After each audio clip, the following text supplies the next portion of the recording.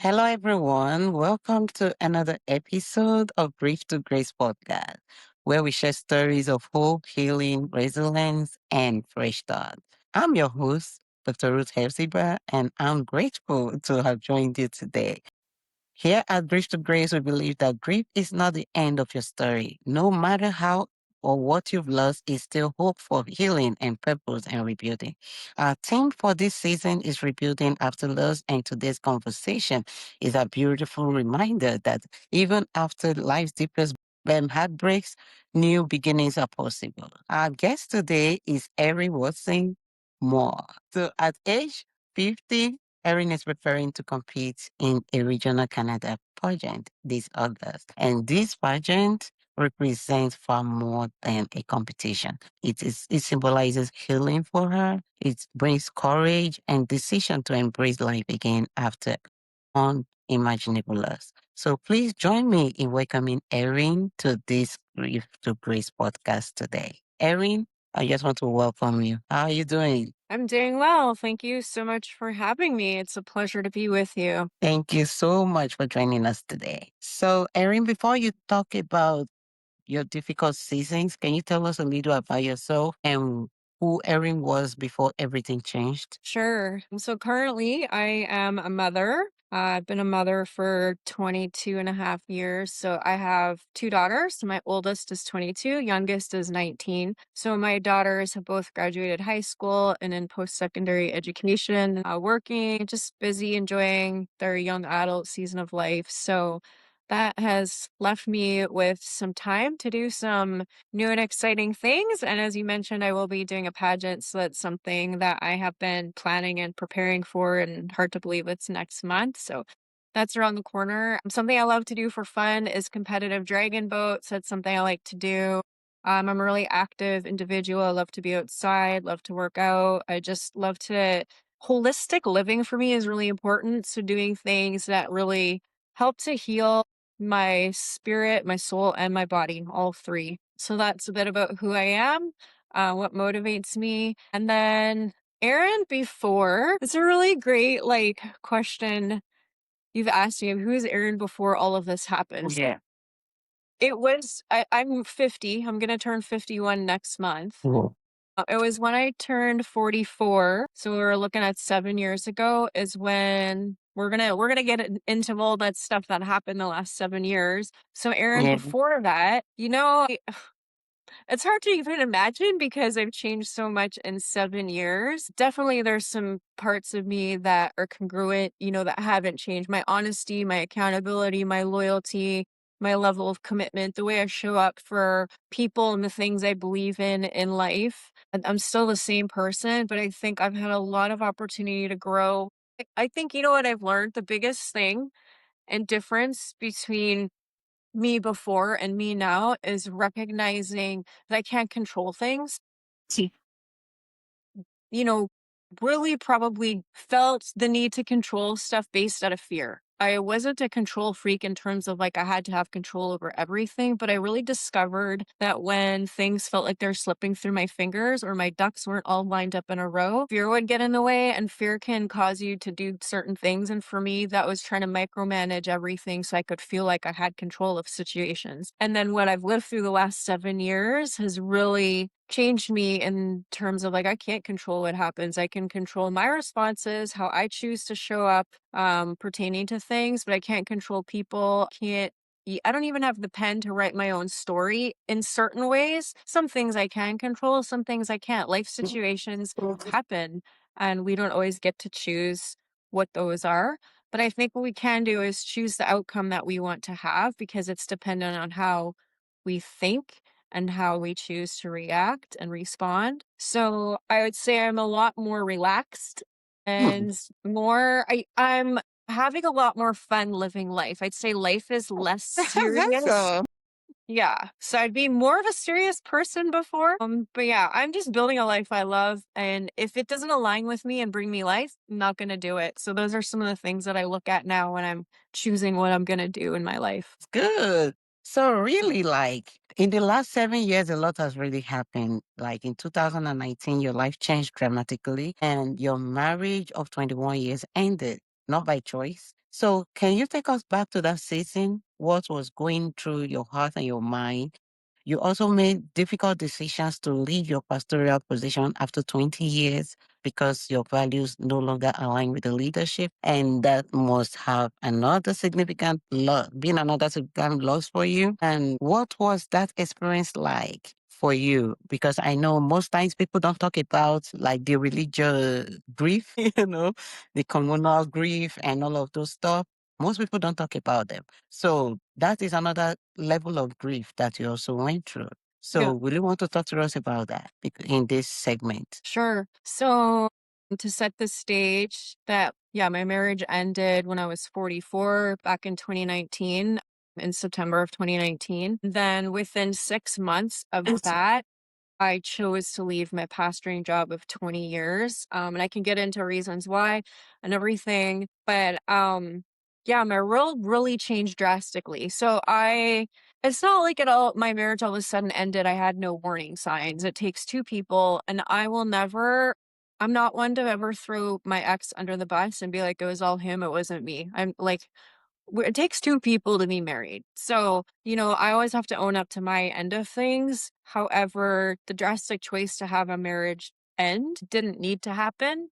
There was no infidelity, nothing like that. In my opinion, we could have rebuilt and continued to have something, but I didn't get to make that choice. I'm only half of half of us, and the other half didn't want to do that. So that shattered my world because leading up to that, I, got married young, started my pastoring position, had my own piano teaching business. So you get married, you buy the house, you have the kids, you got the jobs, you're living the dream. And so I had my oldest, sorry, when I was 28. So really my 30s and my early 40s were all about like just doing what you're taught to do, putting the building blocks in place to establish the life you think you're going to have in the future. And there's some really great sweet moments in there. It wasn't all negative, but definitely there was a lot of tension and things as I look back that were going on in the marriage. So without going into a ton of detail, I find myself then at age 44, things have escalated. I was also in the middle of a really, really difficult place in work. I hadn't taken a leave of absence in 20 years. I had had a couple maternity leaves from my pastoral position when I gave birth to both my daughters. Otherwise, I'd been there full time in ministry. Can be very stressful, very demanding. You're always trying to help other people and figure out, what's going on in their life and shepherding an entire body of people. So there's just a lot on my plate while trying to be a wife, trying to raise two daughters and take them to lessons and do all this stuff. So while also managing a side business, teaching piano, and there was just a lot going on. Anyways, what had happened leading up to our marriage ending, which was not related to it at all, but in terms of the pastoring piece, there is a young man that had committed suicide in my daughter's school that ended up becoming a very public, known event, just to do with some of the things that he was involved in a city level, as well as in a church level. Being a pastor, and being that my daughter was at a faith-based school where this had happened, I really wanted to take initiative to go see the family and be supportive. I also wanted to invite my daughter, my oldest one. She was a couple years beneath the grade that he was in, but it greatly impacted her. They were in the same school together, and I wanted her to be part of this journey. I didn't want to candy coat it or because it was a scary thing, because it was an attempted suicide. So to preface that, he was on life support. He didn't pass away immediately. There was kind of a 5-week stint where he was on life support. And I don't want to spend too much time on this story, but it's relevant to kind of some of the things that were going on in the background of my life changing at that time. And so I didn't want to shield my daughter from very real things that happen in life. So it was an opportunity to bring her in to be a part of this exposing as well, with the situation. And what ended up happening was I ended up being at the right place at the right time. You know how God sets the stage for things. And when I had gone in to do my first visitation to meet the family, to see the son on life support, right when I was about to leave, all of the classmates, this had just happened over the weekend. So the classmates hadn't seen this young man laying in hospital. They all came, and my daughter had just finished a season of basketball where she played on the varsity teams. I'd gotten to know some of the girls of this age level, and I just felt compelled to stay because they were walking into a scene where there's a young man on life support. On Friday, he's alive, healthy, and well. On Monday, he's not cognizant of anything, right? Like, he's on his deathbed. So I was there, I was able to be a support, I was able to give hugs, I was able to just really encourage the kids in one of the most tragic situations that for sure has marked their high school lives. And so that just built relationship between me and the family and me and the school during that time. He ended up passing away 5 weeks after, and that really devastated me because I was proclaiming by faith he was going to live. I just was like, God's going to raise him up off his sick bed and this is going to be a big miracle. And that didn't happen. So that was devastating. And I had to process that.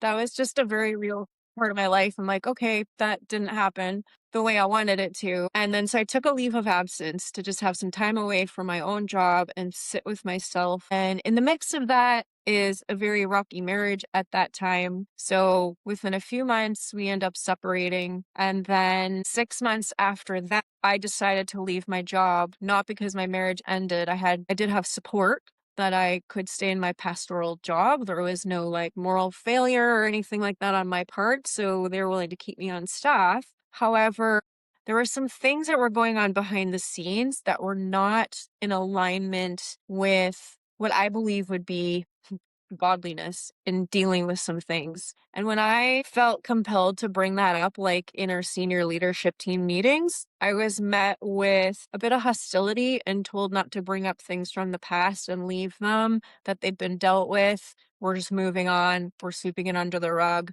continuing.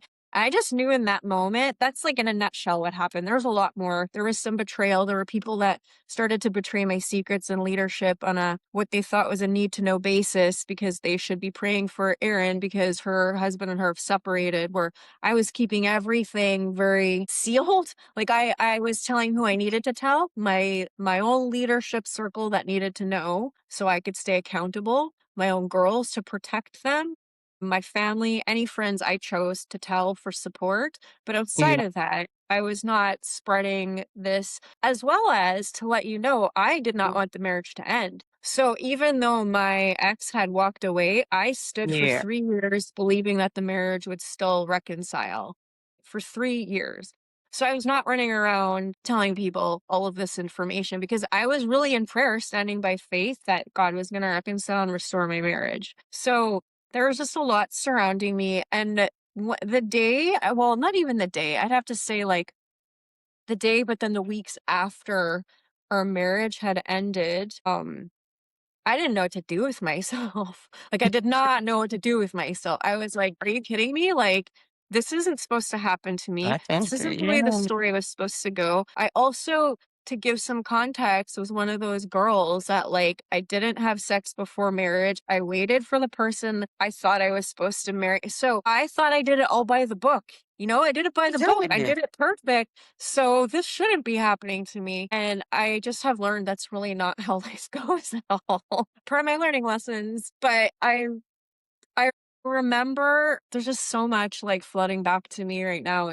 There's so many moments, but there's some very defining moments where I just would have like days where I would just be crying everything out. The shock of like, okay, we're not together. Like, I don't know where this is gonna go. Are we gonna end up divorced? Is he ever gonna want to come back? Like, this isn't how it's supposed to be. We're living in our dream home and our dream property. We're supposed to be here and have grandkids come visit us when we're old. Like, That was it. all of these things.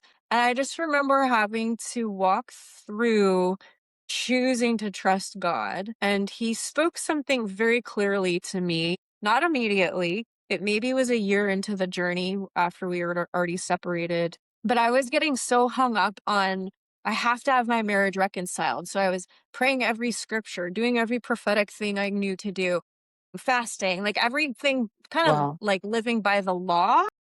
I And I know remember why. God speaking to me saying, don't attach your faith to the outcome, attach your faith to the God of the outcome. Because when you become fixated on what you want, if it doesn't turn out the way you want, doing everything by the book, Going to lose what am I faith. going to do? Am I going to then defy and say that God isn't real? God isn't who he said he was. So I really felt like that was an invitation for me to walk at a deeper level of choosing to keep my eyes on God and not changing my theology of who he was based on the outcome, but letting my theology match who he was in the middle of walking the journey through. Grief2Grace is when people share their stories, it helps them to bring out everything they've really never told people, and it helps them to heal better. So by the time you share, there are a lot of things you might not have even remembered, and you just remember them now, and you're like, oh, that must have been one of those things. And Yeah. the more you share your story, the more you heal, the more you begin to gain confidence in yourself, and the more you begin to believe in God and see how far God has brought you. And that's the main thing we do here at Grief2Grace. So it's really like we gotta give as much time to people to be able to give and share as much as they want. We really don't give you like, oh, we're going to be 30 minutes, 40 minutes. No, we just try as much as possible to help. Because a lot of people are watching out there and they're going to learn from your story. Yeah. I think something else I could share is that being married, I was married to a man who was supportive of my role as a pastor. In my circle, is not common to have a female pastor, so that was something new that I was pioneering. I knew they existed, but I didn't have a role model, so that was something I was kind of pioneering on my own. And I was the associate pastor, so there is a male pastor that I worked with, but we worked very closely together in shepherding the church and running programs and everything. So there is my husband who I was counting on, and then that senior pastor who is a male was somebody who had supported me in my role, really encouraged me to step into that role. I started as a youth pastor and music Mhm. director when I was 24. That's how I started at the church. And then over time, just doors were opening and, situations moving me to different needs in the church. I eventually became ordained and decided to step into the role of associate pastor, but needed some real encouragement because that was not where I really saw myself going. And I remember when the pastor had originally asked me if I'd consider it, I looked at him and I said, no, that's a man's job. Like not many women are doing that. And he just looked at me. He's like, are you kidding me? Like, are we going to play that game? He's like, women are doing this. And yeah. And I had realized, though, I need to say this to you, that I realized I had actually made a vow with myself when I was younger, because I had been around one female pastor that I can remember, and she was an older woman back when I was probably around 19 or 20 years old. And I just remember thinking I would never want to go to a church that a female pastored because my experience was all male pastors. And so I just was like, I don't want to go to a church where there's a female pastor. So I had kind of made this vow that I was like, I'm never going to be a pastor. Like, I always wanted to be the pastor's wife or, the musician, the worship leader on the stage, but not the pastor. So that was something I also had to grapple with when I was offered this position of like, we think you'd be a good fit for the associate pastor role. But I had that senior pastor who was supportive of me and my dad, who was very supportive of me. I had a really great Christian father, a really close relationship with him. So I had three men in my life that really supported me, prayed for me, fueled me, championed me as a woman into the things that I was doing. And one of the most devastating things in my story was to lose all three of them, who I thought I could trust, Yeah. who I thought wouldn't betray me and break my heart. No, my dad didn't betray me and break my heart. My dad died, and my dad died far too early in my story. So Yeah. I felt like he was the only one I had left. And then I was like, really, God, you're going to take him from me too? Like, haven't you taken enough from me already? So there Wow. was that piece I had to grapple with. And if I can even share, so it was my marriage ended 6 months later. I chose to leave the church because I just didn't align anymore with core values. And I am not a fake phony person. So I was not going to stand on a stage and pretend publicly I was in agreement with the leadership when behind the scenes I knew things were not honorable before God. I was like, I will not give that message. I won't pretend to play that game. So I chose to leave, and I chose very quietly. I honored publicly. I did not disclose information. I just chose to walk away. But yeah, then so 3 years after that, well, through the journey, a lot of like crying, releasing, surrendering, laying down dreams, really working through what I thought life was going to look like to be okay. Maybe it's not going to be what I thought it was going to be. Then to get to the point where I felt like I literally remembered saying, I feel like I can dream again. So the marriage was officially over then 3 years after. We did decide to part then. I just was like, okay, this is not going to be the reconciliation story in this way I had hoped for. I just really felt the Lord releasing me, saying, you did well standing by faith on this. You can move on. Felt that was my journey. So I'm like, okay. And I'm like, what does that look like? What do I start to do? What things do I pick up that I feel like I can have hope for? Because my world had really imploded and I left like completely shattered. Like I didn't want to live. There were nights I went to bed and didn't want to wake up the next day. I was very Wow. depressed.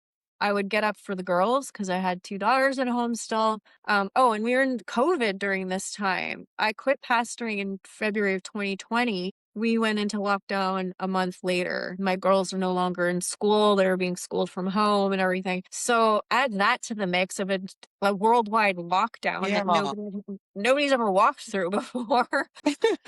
There is that. We also like affecting our mental health. Our friends are being taken away because that like social distance, policies now and everything that we knew was normal was stripped of us, worldwide. Yeah. Anyways, fast forward to like 2022, like I said, 3 years after the marriage was officially over then.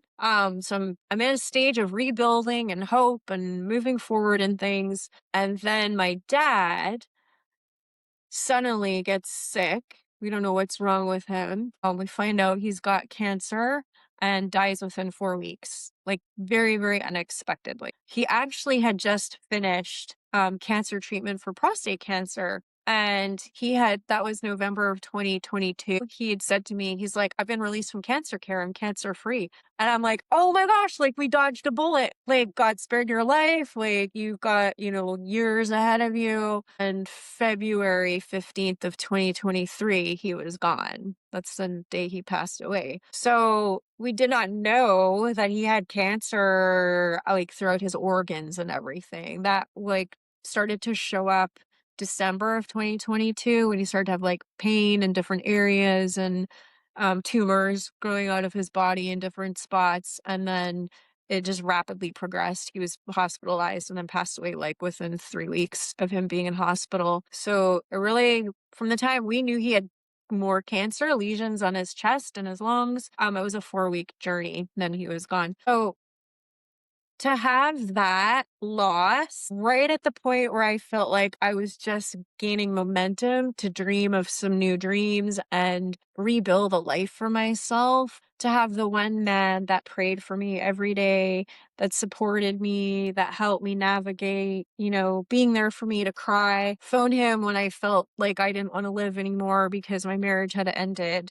And my parents had loved my ex-husband like a son, like he was part of the family. 21 and a half years we've been married. So yeah, they really loved him a lot.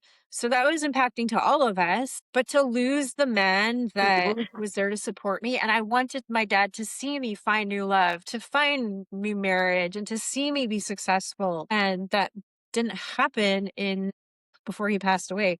So that felt like another gut-wrenching blow to me where I just was like, okay, God, like I feel like you took enough.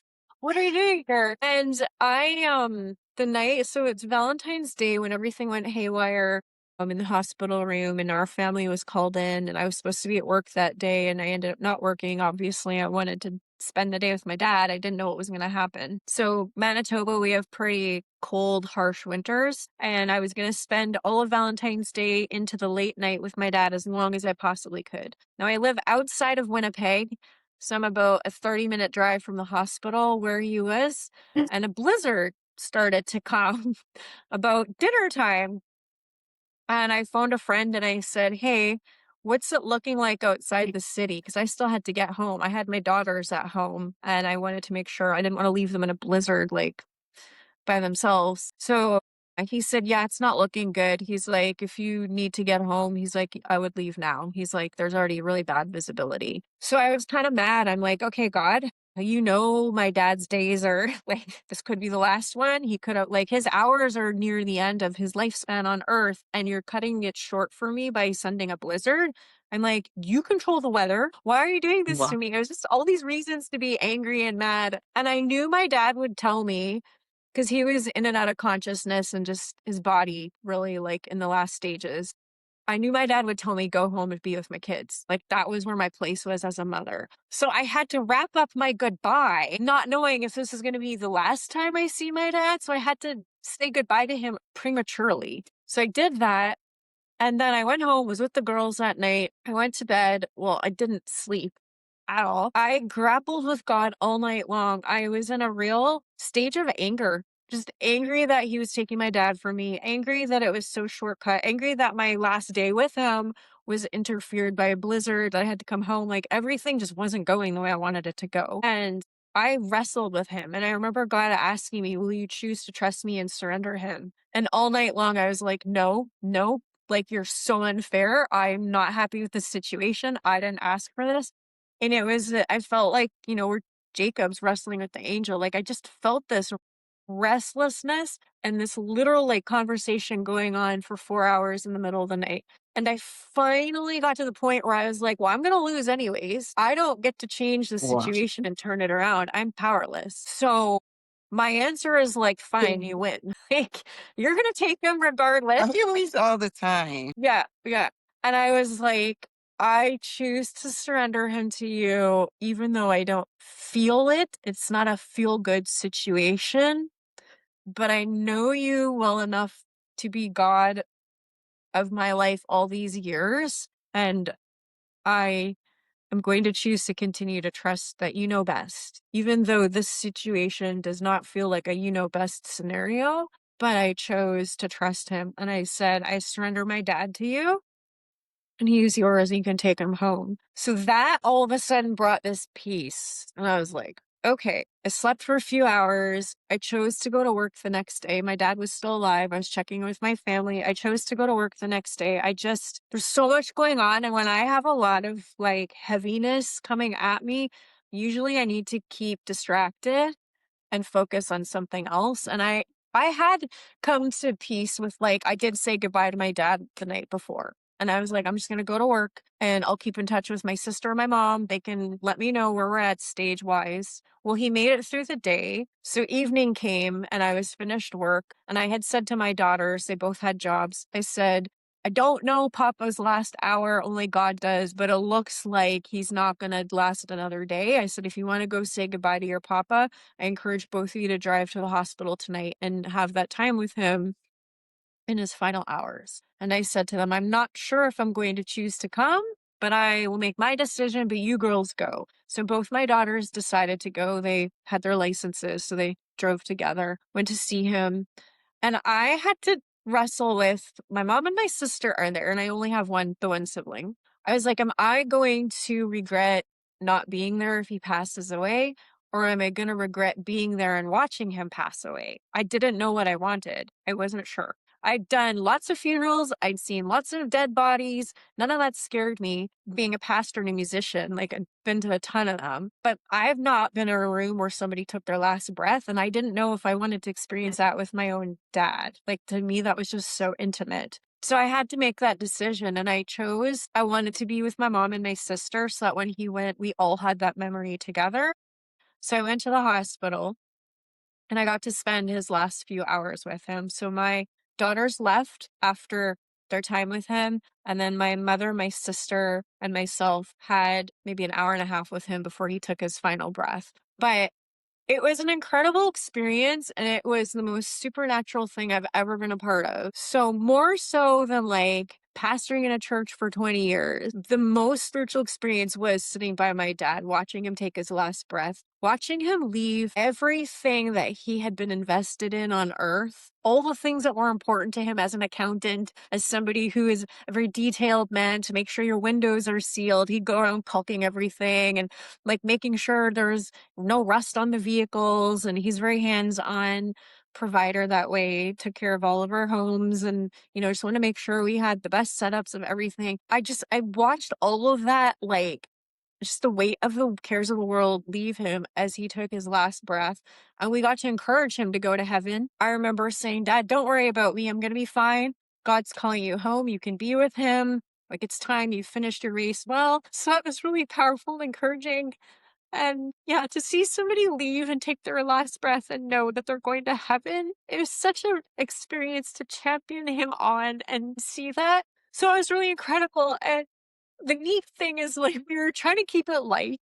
So we're taking pictures of like him in his bed before he passed away, with me and my sister holding hands with him and speaking to him. And it's crazy because I have a smile on my face in every picture. Whenever I go back and look at those, I'm like, how on earth can I be smiling? Like, that was one of the hardest nights I've had to live through. And I just remember feeling so at peace. Ever you felt prayers, I felt it in such a tangible way that I knew people were praying for our family, that was the only way I could be present in that room and not be losing my mind, not be lashing out at God, and just being able to be present, be like, wow, this is not the way I wanted this story to go, but I have that memory with me forever. And it was a really, really beautiful, intimate way that God wrote his final moments. So that was really special. That's really special because really I had an experience like my late husband. I witnessed him passing, at least taking his breath and the process and all of that. But it was really, each time I remember, I couldn't even help him. Just like you said, you get to that point when they realize that I need to leave everything behind Yeah. and be at peace and just go. And that brings me back all the time to remember that we don't really own anything here on earth. Everything we own, we're gonna leave here. The same way we came to the to earth is the same way we're going to leave earth. We came naked, we came without anything. We came without money, without houses, without things. We built all of the life we wanted to live while we were here. And when you want to leave, you have to drop all of those life again. So the Yeah. memories that we share with each other are the things that really care, that really matter most, especially like the memories you have right now with your mom, your sister, the last moments, smiling in those photos. I can only imagine what you guys were saying that really made you smile, maybe encouraging him and all of that. And those were the memories he took back to heaven, knowing that you Yeah. had a family that really cared about him. And those unexpected loss to cancer, because is deadly. I never really knew cancer was deadly until my late husband passed from cancer. And I saw him deteriorate from the man I knew to the man I didn't even recognize. It's hard, remembering those things. And from the way you sound in your story, it shows that you really had like a very personal relationship with your dad. So how has your dad's passing really affected this relationship? Can we just pause? I'm just gonna grab a Kleenex if that's okay. No, that's fine. Just you can wipe my tears and wipe my snot away. Yeah, that's okay. Okay, thank you. Okay, so I'm going to take the question again. Like, you had a personal relationship with your dad, and this personal relationship was really personal. You've shared the praise with you. He supported you through your hardest seasons and all of that. So how has this person really affected you? Not having the man who championed me, believed in me, encouraged me from the time I was a little girl. That was just who he was all through my growing up years. Continuing as I was this grown woman, now raising her own family, my dad would pull me into his arms to hug me whenever we were together. And he'd always be like, you never stop being a dad, even though you're grown up. Like, you're still my little girl. So, not having that has been obviously really hard. My daughters are both close to him. My sister has 4 kids. He was the patriarch of the family for sure. And I know the word patriarch can be such an ugly word these days, but in my family context, like, he really was a man that we all looked up to and respected. And he was all about passing on legacy, building legacy and passing it on to the next generation. So he did that really well, encouraged all the grandkids to sort things out with their faith. It wasn't about making sure you have the perfect faith. It was about being real in it and asking God questions and figuring it out. And no matter what, at the end of it all, like, there is a God. Sometimes it can look confusing in the journey, but he just loved to sit and pour over the scripture. And actually, I have his Bible in my room. That was one of the things I asked if I could keep. It's got all his handwritten notes in it. And I was like, that's probably one of the most special things I could ask for. So I was gifted that, which I'm fortunate to have. But yeah, it's a big loss. Like every time, even now, 3.5 years later, every family gathering for a birthday, holiday, he's not there. And we're not all in tears over it anymore, but you definitely miss his presence. At the end of June, just this last June, my sister's oldest son graduated grade 12, and her youngest daughter graduated from grade 6. And my mom was there with us, and I just got teary-eyed at both of those events thinking, wow, my dad should be here. Like 3.5 years. My youngest daughter's graduated high school. She's got her driver's license. My sister's kids are growing up. All these milestones.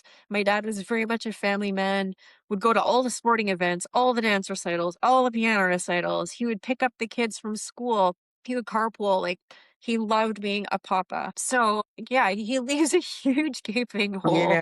in the family. But I've learned to you don't move on. Nobody can ever tell you when you're grieving to move on. You don't get over it. You move through it.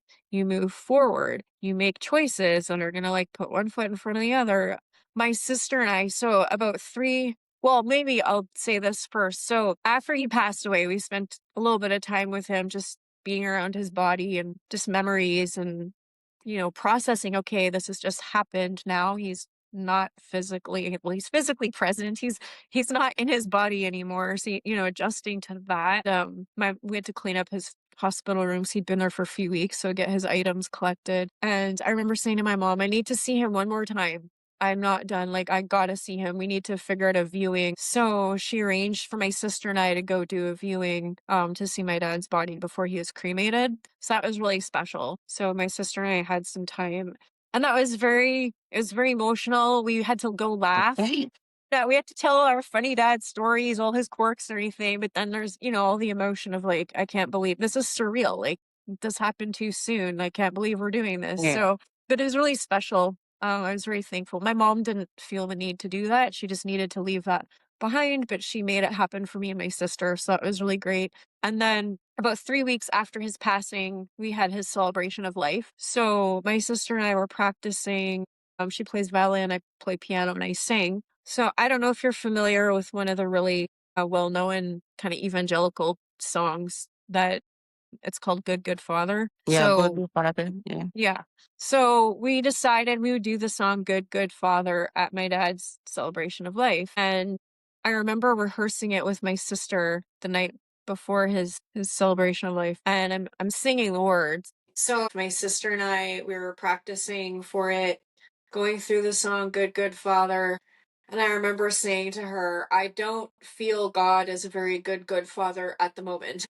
I said, the fact Yeah. that we're choosing to do this song, I'm doing it completely by faith. I'm like, I know God is a good God, but it's not feeling emotionally, it's not feeling like it. But it was a situation where I wasn't going to let the emotions dictate my belief system. So it was like a faith over fact kind of a matter. And the next day at his celebration of life, we did perform that song at the end of the ceremony that we had for him. So it was a really beautiful moment. My dad, growing up, we lived in a split level house. So our house was wide open, and the piano that I played was like right in the middle of the entire house, no matter what level you were on, and it was in the living room level. So my parents could hear me play wherever. My dad would often sit and just enjoy my practice time because I played piano from the time I was 8 all the way through, like till I got married and moved out of the house. There was music going on. My sister, same thing, playing her violin and everything. So we Yeah. really did it to honor our dad because that was something he was really proud of his daughters doing with the music. So it was special to do that in honor of him. But yeah, choosing that song was more about like I said, the faith of knowing God is good, even though it doesn't feel like it in that circumstance. And it was to also honor my dad, who was a good, good father. So it's a duality to that. But really felt like it was the right song to sing. So Yeah. Well, But will you say that losing him has had like a touch in reshaping your healing journey? Yeah, absolutely. Because I've had to make choices based out of that. Remember talking to my dad shortly before he passed away. We were on the phone together and he was like, yeah, this isn't the way I would choose to write my story. He's like, but it's inevitable and I know the author who is writing it. And I watched my dad walk out his faith in the way he responded to the worst news, the pain levels he was in. My dad my dad used humor in the hospital. He was hilarious. So, for example, like every 12 hours, he would have a new nurse. And so, to keep it light, he would introduce himself as like Batman or Spider Man or somebody like that. Like, it was hilarious. And so, my dad was always trying to just joke around with him. And he ended up being one of the favorites. Like, when he passed away, even though he was only in there like 3.5 weeks, he was a fan favorite. And everybody like missed him a lot. Uh, So, yeah, so just I think, yeah, getting to see somebody in my experience, because I was blessed with growing up in the home I was given, my dad was like strong. My dad was my protector. And to see somebody become so weak in his end days, yet still choose humor, still choose strength in faith. He never wavered in that at all. That really shaped me. And if ever it solidified, where I'm going to go when I leave this earth, I was like, I have to get to heaven now because my dad is there. Like, I can't not be with my dad. My dad yeah. modeling this incredible journey of integrity, not only in his last days, it's just who he was as a man, had a lot of integrity. So, yeah, for sure, his loss has impacted my journey, but helped me. Sometimes there's just choices I have to make where it's like, okay, my dad would want me to do this and I'll do it this way. Like, I can hear his voice. I often will like think of like the prayers he would whisper in my ear. When I'd be leaving a visit from his house and he'd just like pull me into a hug and just say like a quick prayer in my ear as I was leaving. I have those moments and reminders of him. They're quite often, and I find them really comforting. Wow, that's great. Okay, so despite everything you've experienced, today you're still preparing to compete for a pageant. And many people would have thought that when people are grieving, it leads them to different things, but just led you to the pageant. So how did this dream come about? And what stage represents you right now? So, having gone through like such big losses, the marriage, the job I was in for 20 years, and then my dad, yeah, there was a lot to navigate, a lot of grief, a lot of layers, and any one of those is significant. To have all three happen within fairly close proximity had been a lot. I think me choosing certain things, choosing to be grateful, choosing gratitude when everything looks the opposite. Those are some things I made very intentional decisions. I was like, I'm not going to be defeated. I'm not going to be bitter and angry, and I'm not going to sit here and feel sorry for myself.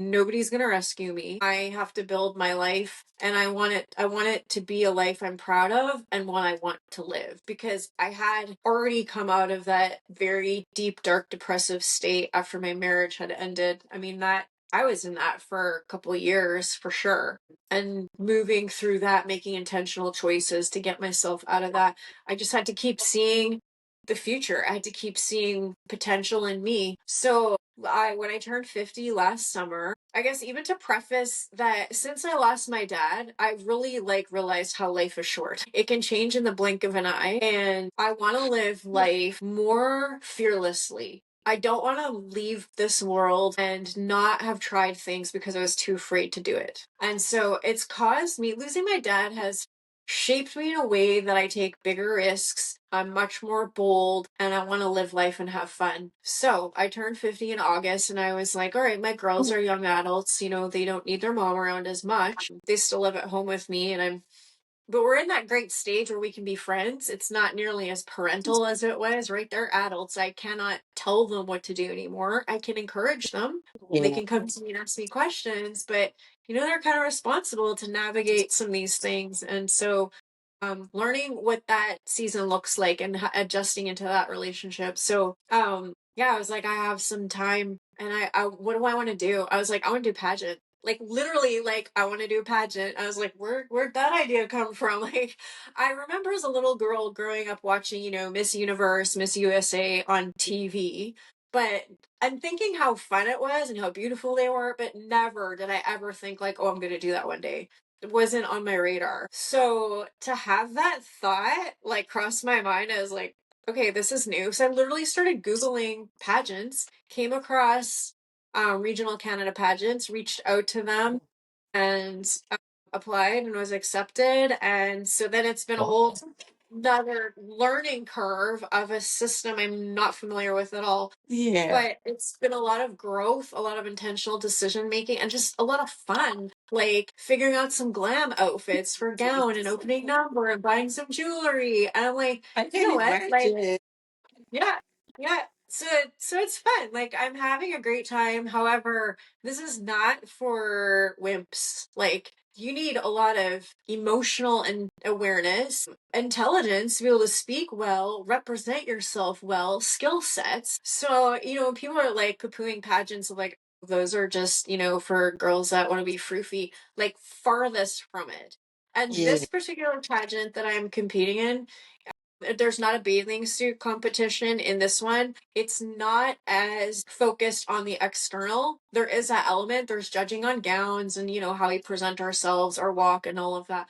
But it really is a women's empowerment pageant, and it is about like who you are from the inside out. And so it's very diverse with culture, with body shape, and all, like they're embracing everything. And I love that because we as women have been given this narrative that it's a one size fits all. And if you don't fit that size, your value and your worth is not as important. And this is really breaking that narrative. So I'm very excited to be competing in that. Definitely going I'm for the excited crown too. and hoping to bring it home. So representing Miss Manitoba, I'm Miss Elite Manitoba is my Wow. delegate title. So competing for the regional title. And then there's a whole gamut of other pageants out there that I can do. Because literally, I was 50 when well, I still am, but when I'm researching this, I'm like, are there pageants for women my age? Like, who's doing this? Apparently, there's a lot. So That I is think a I'm just, lot. just stepping into it. It Yeah. is Yeah. inspiring. Yeah. Thank you. Thank you. So you never know where life is going to take you, like, That's ever. it. Oh, but how do your daughters, what do they think about you? How do they feel? How does who feel about it? My daughters? Your girls? Yeah. Yeah, okay. So at first I didn't tell them. I decided I was gonna do it and I like paid, put some money down, so I'm like committed. And then I'm like, okay, girls, your mom's gonna do a pageant. And they like literally eye roll me and they're Oh. like, Mom, are you going through a midlife crisis? Because like I've never talked about that ever.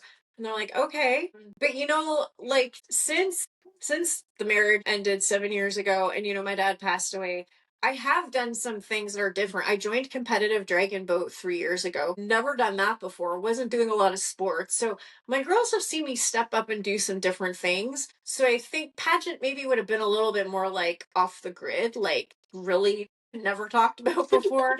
But my girls are seeing their mom do things to stay happy, to be inspirational, to challenge myself. I'm really in a growing stage where I'm actually welcoming so many new opportunities into my life. And I want to model for them, you're never too old to do something new. I just was in Toronto at the end of April, early May of this year, where I was trying out some modeling at a convention I was invited to. I had to audition, got accepted, and then invited to this competition. So I did some runway, I did some commercial print, like some different things. And I just want my girls to see, hey, even if it's a whim, step through and see where that door takes you because you never know what opportunity lays beyond that. And I think I was telling some people I was doing it and they're like, oh my gosh, like, look at you. Like, I could never do that. How I would be so afraid to stand on a runway. So I did a runway competition where we wore all black in heels. I did a bathing suit competition at age 50.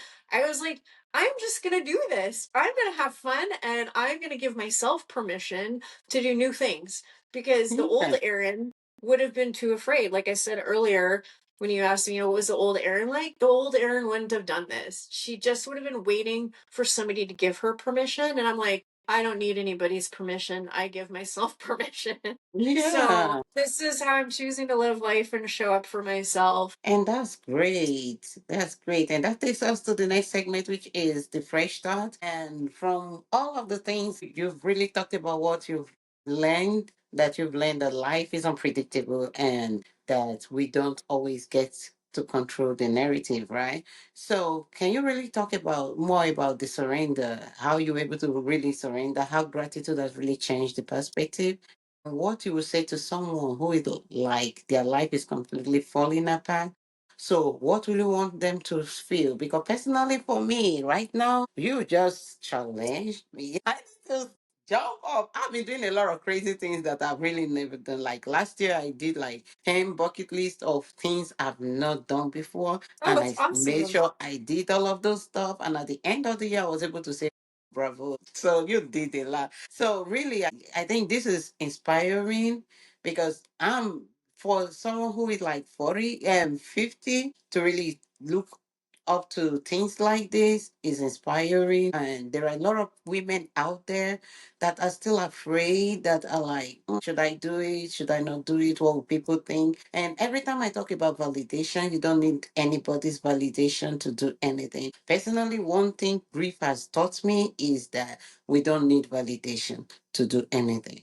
You need nobody's validation. Just do it as long as your mind is at peace with it and is in God's plan. Just get it done.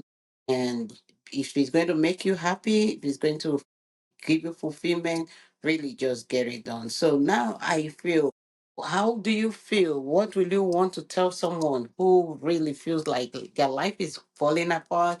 Because I know you talked about gratitude, how it has changed your life and all of that. Because if you're not grateful, you may not be able to do most of these things. If you've not surrendered, dropped a part of you, you'll be able Yeah. to step into this new you that you are. So, would you want to talk more about some of these things to help someone who is listening right now so they know that they really need to stand up, irrespective of where life has kept them, they can still start something new with their life? Yeah, for sure. There's so much there to unpack.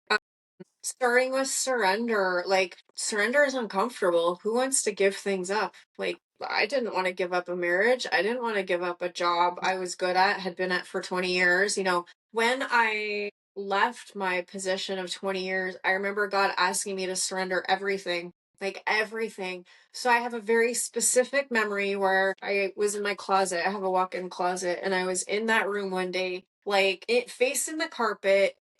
All the tears you could conjure up like came out. All the snot I could possibly house in this body came out. Like it was an intense cry. And I literally, like, one by one, item by item, shed and surrendered all the labels that I had that were part of my identity because I needed to disconnect from those things and not see my worth tied up in those things. And really, what God was doing me was asking me to come back to the very organic state of how we enter the world as a daughter. Like my first identity when I was born was a daughter. Before I was a mother and a wife and a pastor and friend, and even I wasn't even a sister yet because I'm the oldest. So I came in as a daughter. And so taking off all those things that were tied to my identity and God asking me to surrender them. And I did. I named them one by one and I was like, I surrender. I surrender. That was a really powerful moment in my life I will never forget. And also, years before that, I just started a practice of gratitude. So that was something I already was used to practicing, thankfully. But I had to make choices to look at the glass being half full, not half empty, and finding something every day to give thanks for. So in the middle of like a deep dark depression, when you're no longer married and your husband that you knew doesn't want you anymore, you're no longer at your job, like in the middle of COVID, sometimes I didn't shower for days. Like I didn't want to get out of bed, but I did because I had my girls. Like sometimes being grateful looked like I made it through the night. And I wasn't suicidal where I was going to like take my life, but I wanted God to take my life for me. I was like, can you just like while I'm sleeping, just take me to heaven? Like I don't want to wake up tomorrow. I was like, I think the girls can adjust without me. I think they can figure like that because I hurt so bad. and I just wanted the pain to end, but I wasn't going to take measures to end it myself. So having to look at that and make myself be thankful for I made it through another day. Today was about me getting out of bed and seeing my daughters. Today was about me having a shower, putting on some fresh clothes, like very basic, but very hard to do when you're in the middle of a depression. So that was where I was. And little by little, being grateful, there's something that helped unlock things for me, that helped me be able to accomplish more, be able to show up more, be able to climb out of the pit of depression. I didn't go on medicine. I didn't go see a doctor. Like I know I was depressed because I'd never been in a state like that before, nor have I ever been that severe since. So those were just natural practices that I implemented to help myself. I did have some counseling, like there were some other measures put in place for sure where I was walking through some things, some coaching, some stuff like that. And I've always been somebody who appreciates relationship and accountability. So I made sure I was talking to my parents. I made sure I was checking in with friends. Like I still surrounded myself with people, even though a lot of it was just through social media or the telephone because we couldn't be around people with COVID protocols and stuff. But anyways, so then all of that to say, my why for doing the pageant, when I really started to hone in on why am I doing this? Well, number one, I'm doing this for me because I want to do it and I want to challenge myself in ways I've never done before. But my bigger why is actually my pageant platform that I've started to build out, which is I want to be that inspiration for women that are going through it. Maybe they're walking through a divorce. Maybe they're walking through an empty nest. Maybe they are walking through a job change. Maybe it can be whatever. It doesn't have to be related to any of the things I've gone through. Whatever situations are going through. Some of it is even like hitting 50, there's a narrative that like as women, our best days are behind us and we're aging and we're going through like perimenopause, premenopause, menopause, like trying to figure out the whole hormone shift and body, not cooperating and weight gain and foggy brain, like all of these things we're navigating. And I want to be an inspiration for women that I can say I've been through this. There is hope again. I have some tools that I've kind of built in an arsenal for myself to help me get to the point where I am today. But I really want to be an inspiration for women to see that life is possible beyond that pit moment where you can't see. Like, I could not see what tomorrow would look like. I could hardly get through, it was 5 minutes at a time. Okay, I made it through the next 5 minutes. Like, sometimes it was just that hard. And so to ever think I'd be like experiencing joy and going on a stage to like do a pageant representing Manitoba, like was not ever on my radar. And to be an inspiration for women to help them write their narrative that their best days are ahead of them, that it doesn't matter what they've gone through, their past doesn't determine their future, that there's a new story that they can write and it doesn't matter. It just doesn't matter. Like, sure, pain is pain, and I can't like negate that and be like the pain doesn't matter. The pain is a part of what is the fuel. And if you'll let it fuel you in a healthy way, it will actually be used for good purposes to propel you into some pretty amazing opportunities and open your mind up to dream and to think big, to do things like you've never done before. Wow. Thank you so much. Like, I'm super excited. Like, I can't wait to cheer you on that day. I may not be there physically, but if we have opportunity to be able to see it, maybe live, I definitely will want to log in and also cheer you up. And I know a For lot of sure. people watching right now will want to also do the same. And if we need to vote and do other stuff, why not? We have to do that just to make sure that we do the same thing to make sure you get to the top as you. Because whatever Thank you you. believe in your heart, that's what you get. And that's what other people will do for you. So I really thank you so much. Thank you for joining us today. And I know that a lot of people out there, maybe like you said, they've been through divorce, betrayal, losses, and all of that. You listening to me today, life can be beautiful again. Life can be beautiful again. You can still start again at 50. You can still start from wherever you are at 60, 70, 80. You can because people have done it and they are still doing the same thing.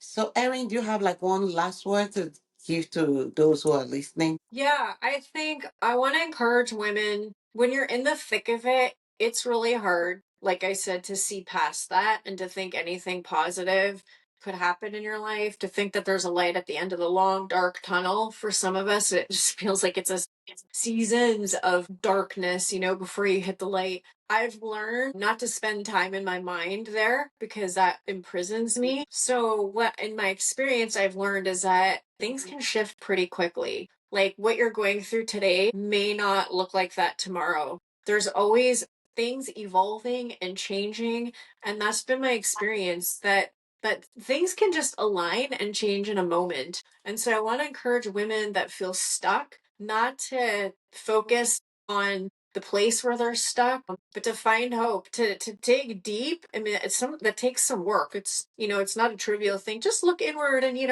pull out the pixie dust and sprinkle it and figure out where what you want to do in your life. Like looking deep and spending time to reflect inward and see what you want to do with your life again is not easy, but I would encourage women to connect with who they are, let the circumstances of the past not dictate the future, but also let them be a part of who they are today.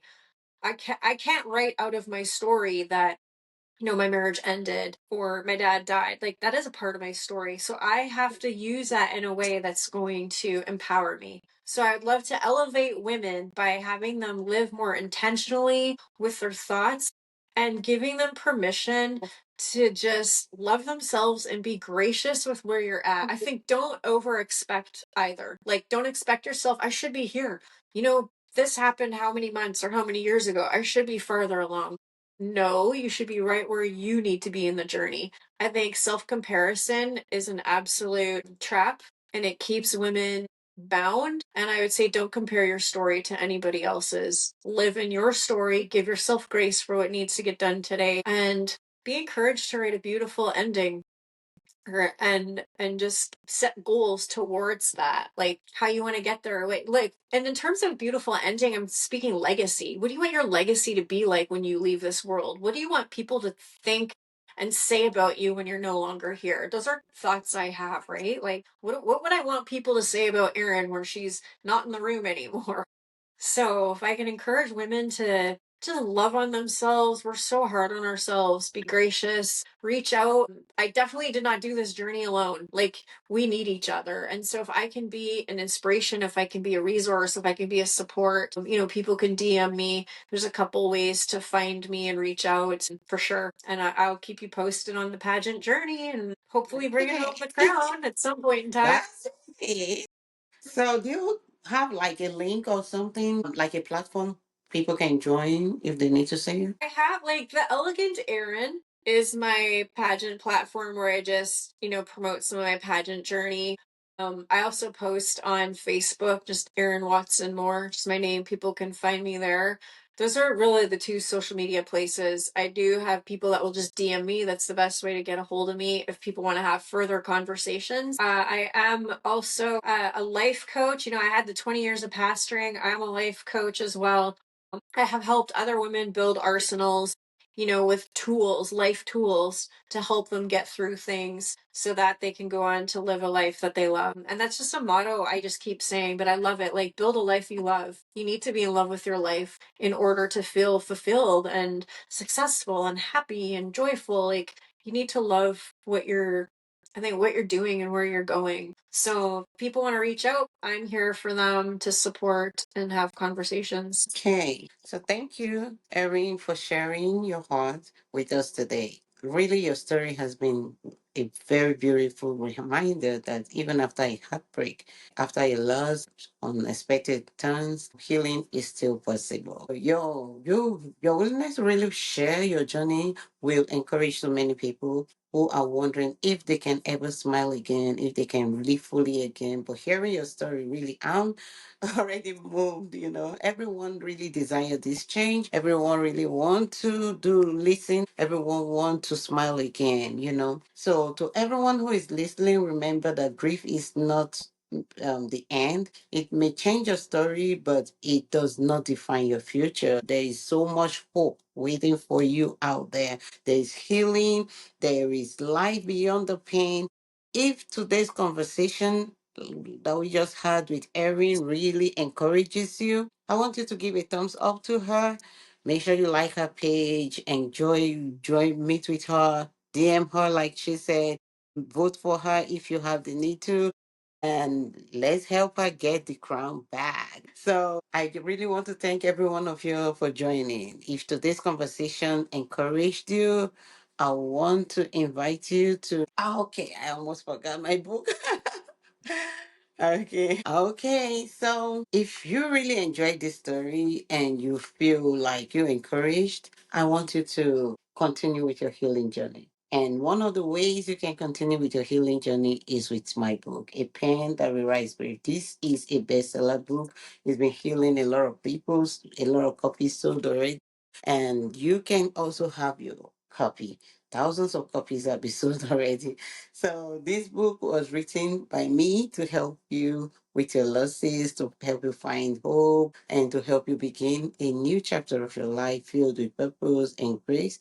So if you're grieving and you're working alongside with someone who is, I really believe that everything is possible. I believe that this can be of value to you. It is a valuable companion you can have in your journey. It is a 60-day guide that can help you in your journey. So I love you all. I thank you for listening today. I thank you, Erin, for joining us today. And for those of you listening right now, if you enjoyed today's episode, please don't forget to like, to subscribe, to leave a review, to share this with somebody who needs it. Really encourage someone with this. Share it, keep sharing until it gets to that one person that really needs to hear this.